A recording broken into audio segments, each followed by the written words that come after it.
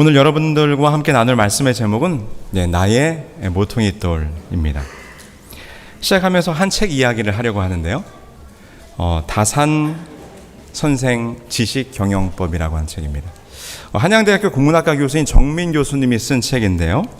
이 책의 내용은 제목처럼 우리 다산 정약용 선생님의 지식, 그분이 어떻게 공부하고 정보들과 지식들을 관리하고 책을 편찬했는지에 대한 이야기를 정리한 이야기예요.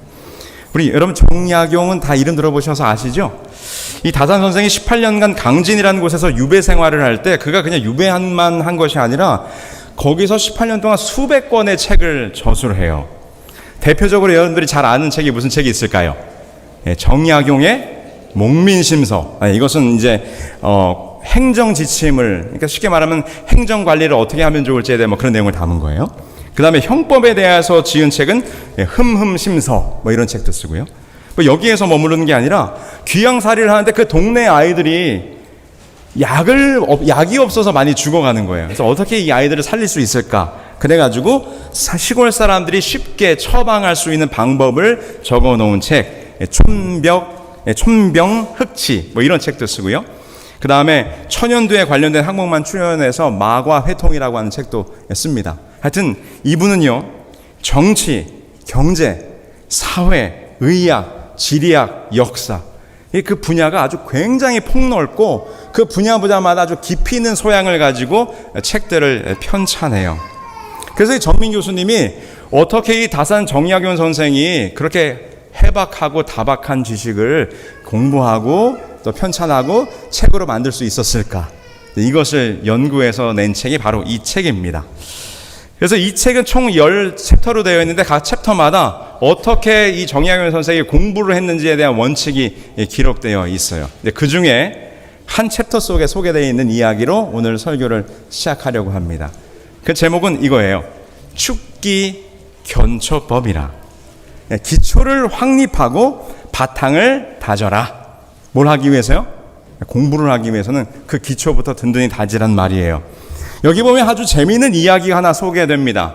이 다산이 한강 마제에 살고 있을 때에 이인영이라고 하는 19살 난 젊은 청년이 찾아와요. 큰 책, 그러니까 그때는 가방이 없으니까 책상자를 어깨에 메고 이 정약용 선생을 찾아온 거예요. 무슨 일로 왔냐고 묻자 이 젊은이가 아주 호기롭게 이렇게 이야기합니다. 선생님, 문장학을 배우고 싶습니다. 훌륭한 문장을 남길 수만 있다면 공명과 멀어져 평생을 불우하게 살아도 후회하지 않겠습니다. 저를 제자로 받아주십시오. 얼마나 멋져요. 19살 난 아주 어린 청년이 내가 세상의 부귀영화를 누리지 못한다 할지라도 무엇만 내가 남길 수 있다면 이 세상에 아주 멋진 글 한 편 문장만 남길 수 있다면 내가 소원이 없겠습니다. 저를 제자로 받아주십시오.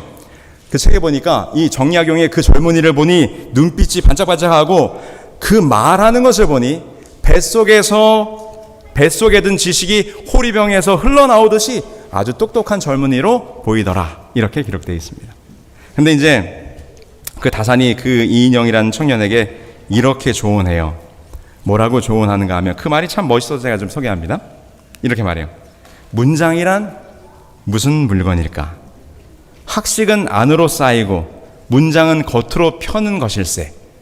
기름진 음식을 배불리 먹으면 살가죽에 윤기가 나고 술을 마시면 얼굴에 홍조가 피어나는 것과 다를 게 없지. 그러니 어찌 문장만 따로 쳐서 취할 수 있겠는가? 이게 무슨 말이에요?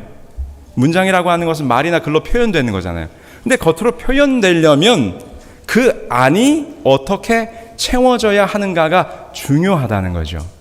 채워진 것이 없는데 겉으로 그럴싸한 말을 할 수는 없을 것이라는 것입니다. 그러면서 이렇게 말해요. 내가 마음속에 자욱하게 쌓아둔 것이 큰 바다가 넘치듯 넘실거려 한바탕 세상에 내놓아 천하만세의 장관이 되게 하고 싶은 생각이 들게 될 때, 그 형세를 능히 가로막을 수 없게 되면 내가 드러내려 했던 것을 한바탕 토해놓지 않을 수 없게 된다네. 이게 무슨 말인가 하면 많은 것을 공부하여 내 안에 가득 채워놓으면 그것을 그러니까 겉으로 표현하려고 하지 않아도 저절로 드러난다 이 말이에요. 그러면서 말하기를 이렇게 이제 토로된 문장을 사람들이, 이를 본 사람들이 서로들 문장이다라고들 하니 이런 것을 일러 문장이라고 하는 것일세라고 하면서 이제 건면합니다. 쉽게 말하면 이제 내면을 잘 채워라 뭐 그런 거죠. 근데 참 글이 멋있죠. 문장이란 무엇인가? 그 마음의 기초를 다지고 그것 위에 세상의 식견과 지식을 쌓아 넣게 되면 그것이 자연스럽게 토해져 나오는 것, 그것이 문장이라. 그냥 뭐 저처럼 뭐 책 한두 권 보고 유튜브 좀 보는 걸로 아는 척하는 것은 아무 그런 건 문장이 아니란 말이에요. 정말 내 내면에 깊숙이 차곡차곡 쌓아 놓는 것이 터져 나오는 순간 그것이 진짜 문장이 될 수 있다고 하는 거죠. 그러면서 이제 그 인형이란 청년에게, 그러면 문장을 펼치기 위해서 너의 마음속에 기초를 다져야 될 것이 무엇인가, 그 덕목을 이야기해요. 그게 뭔가 하면 바로 효제라고 하는 것입니다. 효제란 말은 부모에게 효도하고 제자들과 화목하라. 그래서 그 인형이란 젊은이에게 이렇게 마지막으로 충고합니다. 바라건대 자네는 이후에 문장학의 뜻을 끊고 서둘러 돌아가 늙으신 어머니나 봉양을 잘하게. 그리고는 이제 이 인형을 돌려보냅니다. 참 제가 읽으면서 참 멋있다 이런 생각했어요. 근데 여러분, 무엇을 하든지 그 기초가 중요하다는 것입니다. 기초가 튼튼하지 않으면 그 단청이 마르기도 전에 그 집이 무너질 것이라 다산이 오늘 우리에게 이렇게 이야기하는 거죠. 그래서 오늘 여러분들과 함께 나눌 오늘의 주제는, 오늘 우리의 삶의 기초는 무엇이 되어야 하는가? 오늘 우리 교회의 주춧돌은 무엇이 되어야 하는가? 이 이야기를 함께 나누려고 합니다. 오늘 이 질문을 마음에 두시면서 오늘의 사건을 한번 들어가 보겠습니다. 오늘의 주제 성구는 사도행전 4장이죠. 우리 노성제자님께서 읽어주신 것처럼 사도행전 4장 10절로 11절의 말씀은 베드로가 유대의 제사장들과 사두개인들 앞에서 증언한 고백이에요. 사도행전 3장에 이 베드로와 요한이 성전 미문에 들어가다가 성전 미문 앞에 앉아있는 걷지 못하는 장애인을 일으켜 세우는 이적을 행하고, 그리고 행각에서 사람들을 가르치죠. 그런데 그것이 못마땅했던 유대 지도자들이 이 베드로와 요한을 감옥에 가두게 되고 그 이튿날 불러내어 그들을 공회 앞에서 신문하는 장면이 이 사도행전 4장에 펼쳐지는 장면이에요. 우리가 계속해서 지금 사도행전을 말씀을 나누고 있기 때문에 이 유대의 지도자들은 사도들이 예수 그리스도의 죽으심과 부활에 대하여 증언하는 것이 매우 못마땅했죠. 그렇게 하지 않기를 원했죠. 그래서 그들이 그 공회 앞에서 뭐라고 질문하는가 하면, 너희들이 어찌하여 누구의 능력으로 이런 말씀을 가르치고 또 그 걷지 못하는 자를 일으켜 세웠느냐라고 하는 질문을 하게 됩니다. 그때 베드로와 요한이 성령에 감동하여 대답한 대답이 바로 사도행전 4장 10절이죠. 너희와 모든 이스라엘 백성들은 알라. 너희가 십자가에 못 박고 하나님이 죽은 자 가운데서 살리신 나사렛 예수 그리스도의 이름으로 이 사람이 건강하게 되어 너희 앞에 섰느니라. 지금 이 사도들이 행한 능력과 그들이 말씀을 전하고 있는 그 말씀의 근원이 누구이심을 고백하고 있어요? 너희들이 죽인 예수 그리스도라. 그러면서 이제 여기에서 베드로가 한마디를 더 첨언하여 이야기하는데 그게 11절에 나오는 말씀이에요. 말하기를 베드로가 이 예수는, 그러니까 너희가 십자가에 죽인 이 예수는 너희 건축자들의 버린 돌로서 집 모퉁이의 머릿돌이 되었느니라. 우리가 잘 익숙한 표현이죠. 모퉁이돌, 머릿돌, 건축자의 버린 돌. 근데 사실 여러분, 베드로가 지금 이렇게 증언했지만 이 베드로의 증언은 누구께로부터 들은 말씀이에요? 그것은 예수님께서 친히 이 땅에 계실 때 제자들 앞에서 하셨던 말씀을 지금 베드로가 다시 한번 반복한 것입니다. 마태복음 21장 42절에 보면 예수께서 가라사대 너희가 성경의 건축자들의 버린 돌이 모퉁이의 머릿돌이 되었나니 이것은 주로 말미암아 된 것이요 우리 눈에 기이하도담을 읽어본 일이 없느냐. 이 말씀은 예수님께서 스스로 자기를 가리켜 구약에 예언된, 특별히 시편에 예언된 건축자의 버린 돌이 버려진 바 된 자가 하나님의 귀한 모퉁이 돌이 되실 것이라고 하는 것을 본인의 메시아성에 대하여 지금 설명한 것이죠. 그래서 여러분, 이것은 예수님이 하신 말씀이 아니라 이미 구약에 어디에요? 시편 118편에 예언되어 있는 말씀인 것을 우리는 찾아볼 수 있어요. 시편 118편 12절이죠. 22절. 건축자의 버린 돌이 집 모퉁이의 머릿돌이 되었나니. 그러니까 예수님께서 구약을 인용하셔서 자기를 설명하신 거예요. 근데 여러분, 이 시편 118편은 뭐 정확하게 저자에 대해서 이 자체가 설명하고 있지는 않지만 통상적으로 다윗이 저자인 것으로 우리가 이해하고 있어요. 근데 여러분, 다윗은 왜 이 건축자의 버린 돌이 모퉁이 돌이 되었다는 얘기를 했을까요? 이것은 사실은 자기의 형편을 빗대어 이야기한 거예요. 자신이 사울과 그 무리들에게 내쫓기며 도망자의 삶을 살았던 백성들로부터 버림받은, 어떻게 됐지만 하나님으로부터는 구별되어 기름 부음을 받았지만 백성들로부터는 멸시와 천대와 도망자의 신세로 살 수밖에 없었던 자기의 형편을 무엇으로 빗댄 거예요? 건축자의 버린 돌. 그러나 내가 뭐가 될 것이라? 모퉁이 돌이 될 것이라. 그래서 자기의 신세를 묘사한 구절이죠. 근데 그것을 주님께서 이제 누구에게 적용한 거예요? 본인에게. 지금 나는 유대의 지도자들로부터, 유대 백성들로부터 거절과 멸시를 받고 있지만 나는 버려진 돌이 아니라 이 모든 구속의 기초, 성소의 기초돌이 바로 나라고 하는 사실을 지금 설명하고 있는 거예요. 그리고는 마침내 다시 한번 베드로를 통하여 그 유대 지도자들 앞에서 십자가에서 죽으신 예수 그리스도가 너희가 버린 돌이 바로 모퉁이 돌, 머릿돌이 되심을 다시금 선포하고 있는 것이죠. 네, 여러분. 잘 따라오고 계시죠? 네, 막 구약으로 갔다 막 다시 왔습니다. 그죠? 자, 근데 여러분, 저는 이 구절을 읽으면서 이런 생각을 해봤어요. 구약의 예언과 선지자들의 글을 통하여 예수님이 버려진 바 되었지만 사실은 이 성소의 모퉁이 돌이 되신다고 하는 증언을 당시의 유대 지도자들이 들었을 때 그들은 어떻게 그것을 생각했을까? 그들은 그것을 어떻게 받아들였을까? 아니면 조금 다르게 해요. 왜 유대 지도자들은 사도들과 예수 그리스도가 그분의 말씀과 복음과 십자가의 모습을 통하여 그분이 성소의 모퉁이 돌이 되신다고 하는 사실을 굳이 애써 거절하려고 했을까? 무엇 때문이었을까요?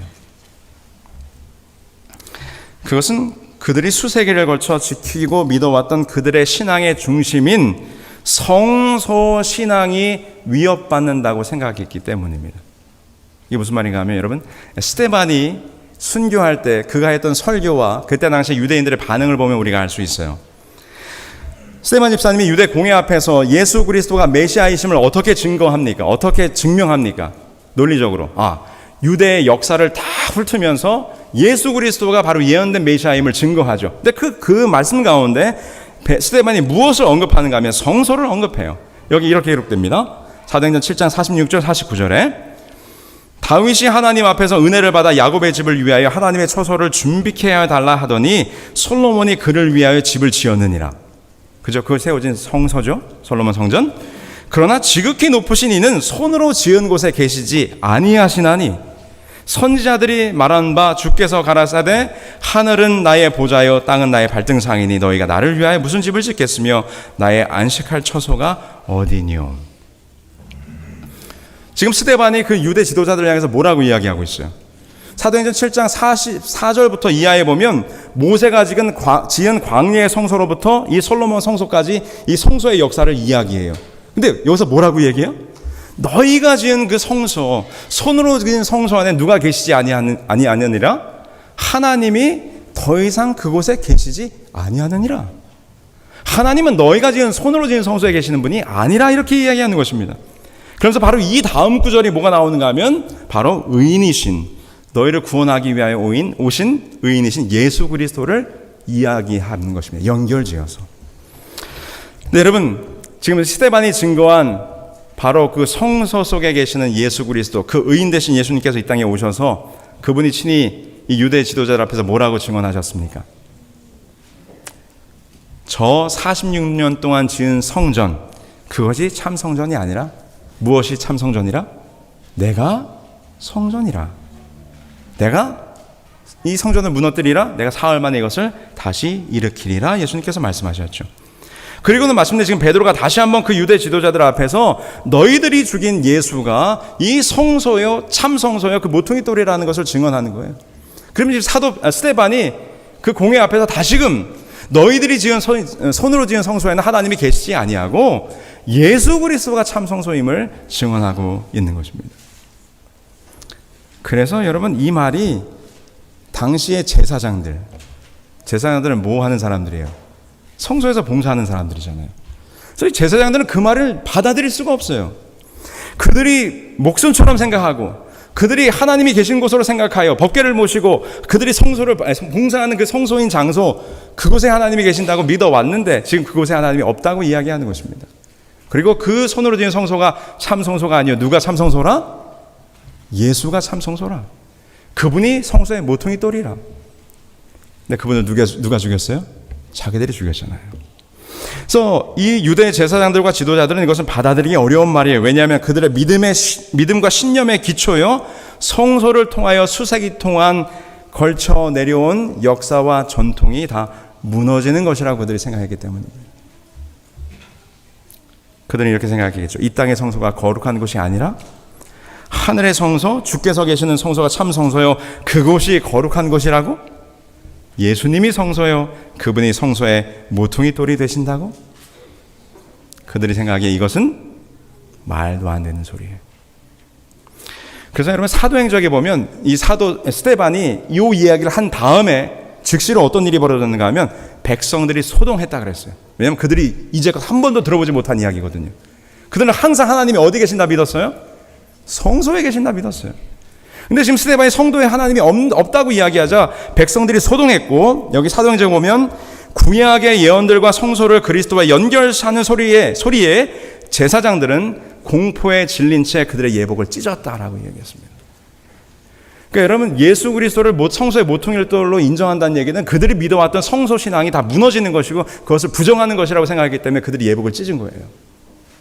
그래서 여러분, 이 이야기를 스데반이 한 다음에 제사장들과 유대 지도자들이 뭐 하기로 결심했는가 하면 이 스데반을 죽이기로 결심하게 됩니다. 그리고 이 설교가 끝나자 그들이 돌을 들어 스데반을 치게 되는 거죠. 여러분, 조금 이해가 되셨습니까? 조금 납득이 되셨는지 모르겠어요. 왜 유대 지도자들이 그것을 받아들이기 어려웠을까? 여러분, 음식 좋아하시죠? 왜 이탈리아 사람들은 음식 이야기를 좋아할까? 어떤 분이 이런 책을 썼더라고요.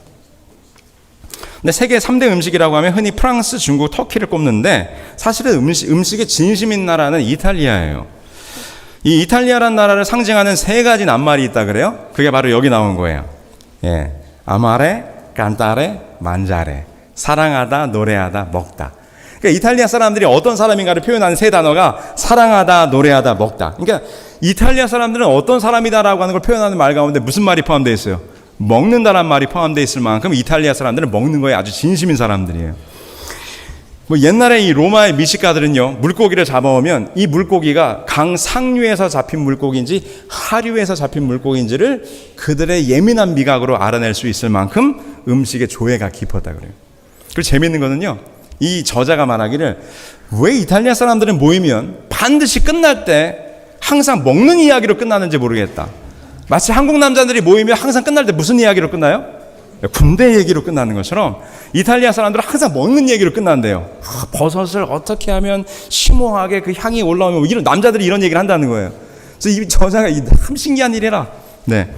근데 여러분, 얼마 전에 아마 그 유튜브에서 보신 분이 있으실지 모르겠어요. 이 270만 명의 팔로워를 가진 틱토커, 영국 사람인데요, 벤 리드라고 한 사람이 내가 만나는 이탈리아 사람들을 모두 열받게 하기라고 하는 내용으로 시리즈로 영상을 올렸어요.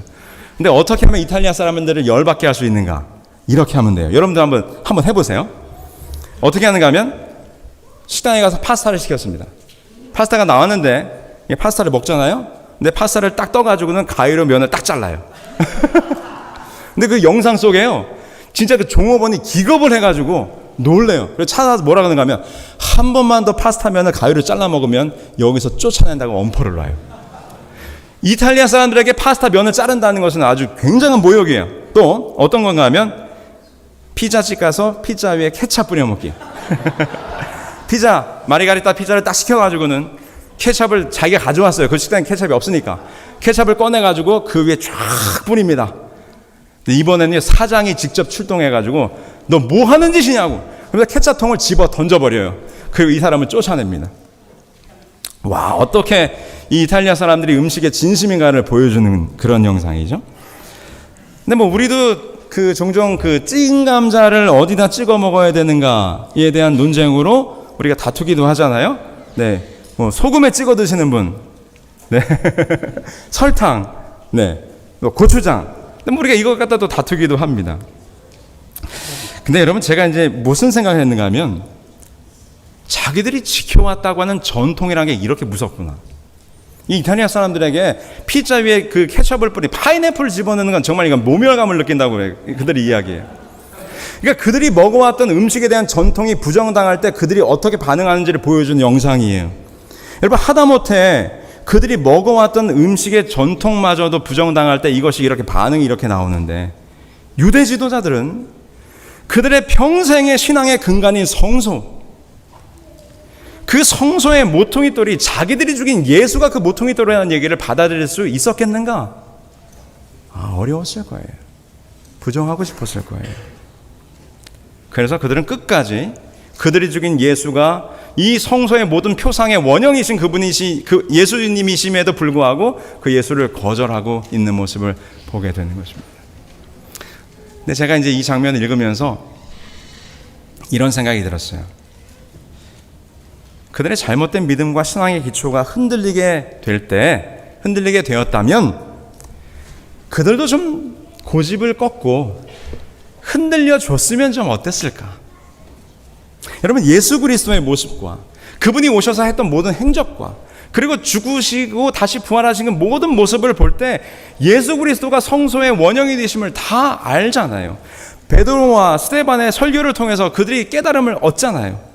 그런데 그들이 자기들이 믿어왔던 역사와 전통과 유전을 버리지 못하고 과거의 집착에 얽매여서 흔들리지 않으려고 애를 쓰는 모습을 저는 여기서 보게 되는 것입니다. 그들의 잘못된 믿음과 신앙의 기초를 여전히 부둥켜 안고 고집을 피우고 있는 유대 지도자들의 모습을 발견하게 되는 거죠. 네, 여러분, 강하게 믿어왔던 자신의 잘못된 믿음의 기초가 흔들릴 때 그것을 기꺼이 흔들려줬던 한 사람이 있죠. 누굽니까? 사도 바울. 사도 바울은 어땠습니까? 사도 바울도 굉장히 유대 보수적 시장을 가진 사람이잖아요. 아주 열심으로 유대 당원을 위해서 일했던 사람이죠.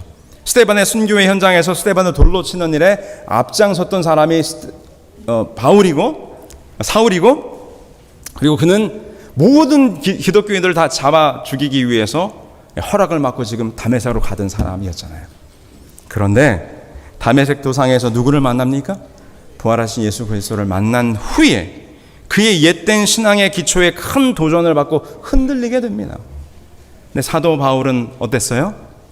그것을 끝까지 고집을 피운 어리석은 자가 아니라 성령에 의하여 그의 마음이 흔들리게 될 때 그 흔들림에 자신의 신앙을 맡김으로 새로운 기초로 변화되는 모습을 오늘 우리들에게 보여줍니다. 그는 성령의 강한 호소에 굴복하고 그동안 자신의 목숨보다도 더 귀하게 여기던 과거의 신앙을 다 내려놓게 되었던 거죠. 그래서 사도 바울이 이렇게 고백하잖아요. 또한 모든 것을 해로 여김은 내 주 그리스도 예수를 아는 지식이 가장 고상함을 인함이라. 내가 그를 위하여 모든 것을 잃어버리고 배설물로 여김은 그리스도를 얻고 그 안에서 발견되려 함이니. 그가 믿어왔던 것, 그가 진리라고 생각했던 것, 그 기초가 흔들릴 때 그는 기꺼이 성령의 흔들림에 자신의 몸을 내어 맡기고 자신을 흔들리게 놔둬요. 그리고 무엇을 바꾸는 것입니까? 과감히 그의 믿음의 기초를 바꾸는 것입니다. 참 모퉁이돌 되신 예수 그리스도로. 이 얼마나 멋진 고백입니까? 사랑하는 우리 성도 여러분, 성령께서 우리들의 마음을 흔드시면 좀 못 이기는 척 여러분들의 마음을 좀 흔들리게 좀 놔두시기 바랍니다. 우리 고집이 얼마나 강한지, 내가 살아왔던 나의 인생의 편협함, 나의 고정관념, 나의 주관, 나의 주장이 우리가 얼마나 강합니까? 네. 그래서 저는 그 남대근 목사님이 그 선지서 가르치시다가 우리 꼬부라진 대로 하늘 날아간다 뭐 그런 얘기 하셔가지고 꼬부라진 게 안 펴진다 그 얘기를 하시는 거예요. 꼬부라진 게 안 펴져서 꼬부라진 채로 하늘 날아간다 그렇게 얘기하시더라고요. 그러니까 얼마나 우리들의 성정이 변하지 않으면 그렇게 얘기를 하실까요? 성도 여러분, 우리 사도 바울처럼 성령께서 우리들의 마음에 역사하실 때 내가 믿어왔던 것, 내가 의지했던 것이 흔들리게 될 때 과감히 그것을 흔들어 버리시게 되길 바랍니다. 그리고 새로운 기초돌 위에 서시게 되길 바랍니다. 여러분, 사실 유대 지도자들이 이 성소를 고수하기 위해서 예수님을 거절했다. 사실 그들의 마음에 진짜 폐부를 한번 찔러볼까요? 정말 그것이 그들의 정당한 이유였을까요? 아니에요. 정확히 말하면 예수 그리스도를 거절하고 그들이 이 성소를 그렇게 목숨처럼 지키려고 했던 이유는 그들의 권력에 대한 탐욕입니다. 당시의 제사장들은요, 당시의 유대 관원들은요, 다 권력과 결탁하여 직분을 사고 팔았어요. 대제사장 직분도 그냥 자연스럽게 계승된 게 아니라 돈을 주고 샀다 이 말입니다. 그러니까 그들은 뭐가 있어야지만 그들이 누리고 있는 돈, 명예, 재물을 유지할 수 있어요? 이 성소가 온전하게 있어야 되거든요. 그래서 여러분, 그들은 어찌 보면 겉으로는 그들이 믿어왔던 성소를 유지하기 위해서 예수님을 거절한다고 말할 수 있겠지만 사실 그들의 마음의 폐부를 찔러보면 그들은 무엇을 위해서요?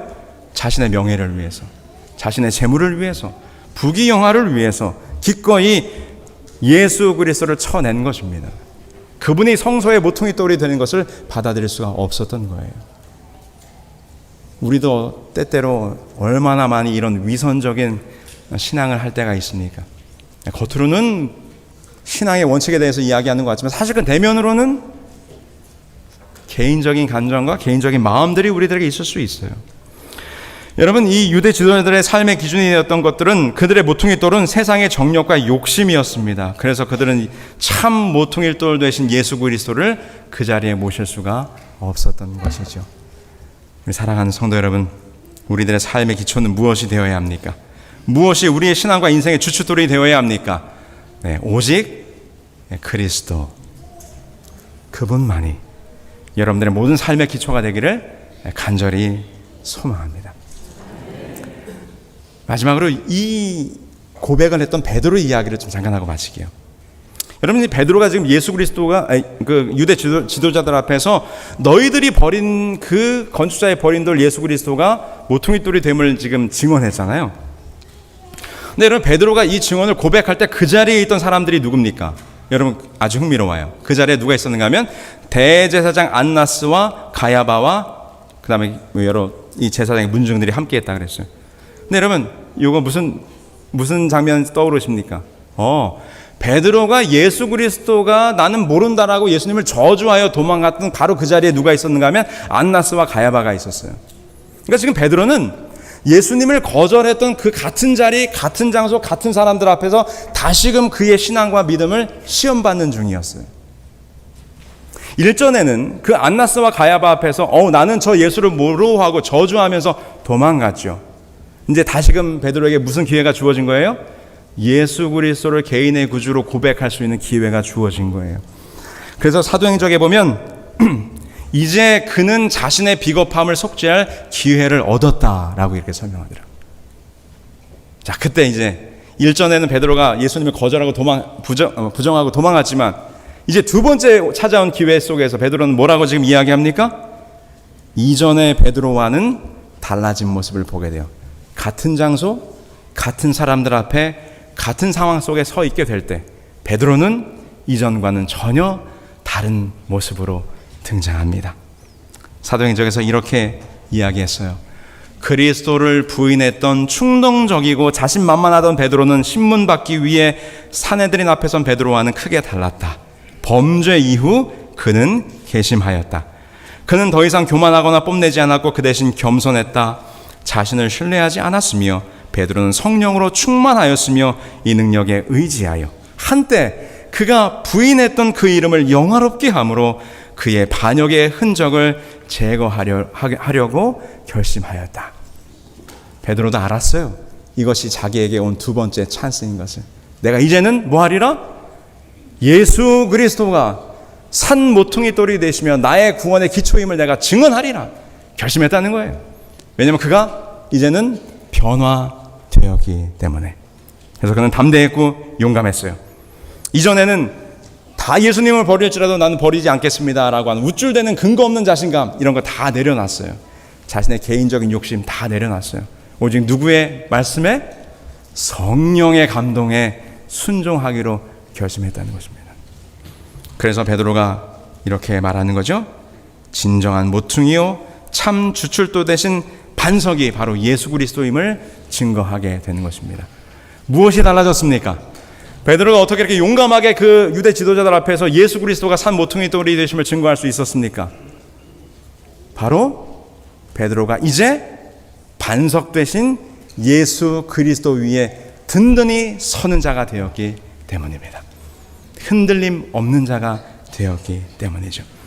여러분, 그래서 이 머릿돌 신학은 베드로의 신학의 기별 가운데 굉장히 중요한 비중을 차지해요. 베드로전서에 이렇게 기록하죠. 경에 기록하였으되 보라 내가 택한 보배롭고 요긴한 모퉁이 돌을 시온에 두노니 저를 믿는 자는 부끄러움을 당치 아니하리라 하였으니 그러므로 믿는 너희에게는 보배이나 믿지 아니하는 자에게는 건축자들이 버린 그 돌이 모퉁이의 머릿돌이 되었느니라. 성도 여러분, 오늘 우리도 베드로처럼 보배롭고 요긴하며 그 시온산 위에 서 있는 산돌 되신 예수 그리스도에 든든히 서시게 되기를 간절히 소망합니다. 그 모퉁이 돌에 우리의 삶이, 우리의 인생이, 우리의 교회가 세워진다면 우리는 이 세상에서 부끄러움을 당하지 않게 될 것입니다. 오늘 시작하면서 여러분들에게 드렸던 질문, 우리의 삶의 기초는 무엇이 되어야 하는가? 오늘 이 교회의 주춧돌은 무엇이 되어야 하는가? 답은 무엇입니까? 답은 바로 참 모퉁이돌 되시는 예수 그리스도, 그 성소의 참 원형이신 그분을 여러분들의 신앙과 믿음과 삶의 근간으로, 기초로, 주추로 든든하게 세우심으로 그 반석 위에서 늘 예수님과 함께 동행하며 살아가시는 저와 여러분들이, 그리고 이 앤드류스 한인교회가 되길 바라면서 오늘 말씀을 마치겠습니다.